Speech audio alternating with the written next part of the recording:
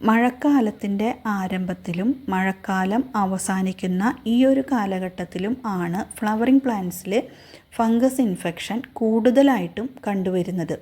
മറ്റുള്ള കാലങ്ങളിൽ fungus attack ഉണ്ടാവാം എന്നുണ്ടെങ്കിലും ഈ ഒരു സമയത്ത് അത് വളരെ കൂടുതലായിരിക്കും. നിയന്ത്രണാതീതമായ രീതിയിൽ ഫംഗസ് ഇൻഫെക്ഷൻ ഉണ്ടാകാനുള്ള സാധ്യത വളരെ കൂടുതലാണ്. ചെടികളുടെ കടയ്ക്കലും കൊമ്പുകളുടെ ഇടയിലും ചീഞ്ഞ പൂക്കൾ വീണ് കിടക്കുന്നതും ഫംഗസിന് വളരാനുള്ള ഒരു സാഹചര്യം ഉണ്ടാക്കി കൊടുക്കും. ഈ സമയത്ത് ഫംഗസ് ഇൻഫെക്ഷൻ വളരെ പെട്ടെന്ന് ചെടികളിൽ വ്യാപിക്കും. അപ്പോൾ അതുകൊണ്ട് നമ്മൾ ഏതെങ്കിലും ഒരു ഫംഗിസൈഡ് ഉപയോഗിക്കുന്നതാണ് നല്ലത്. ഫംഗിസൈഡ് പലതരത്തിലുണ്ട്.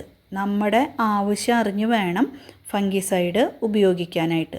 മറ്റൊരു വീഡിയോയിൽ പലതരം ഫംഗിസൈഡിനെ കുറിച്ച് നമുക്ക് പറയാം കേട്ടോ.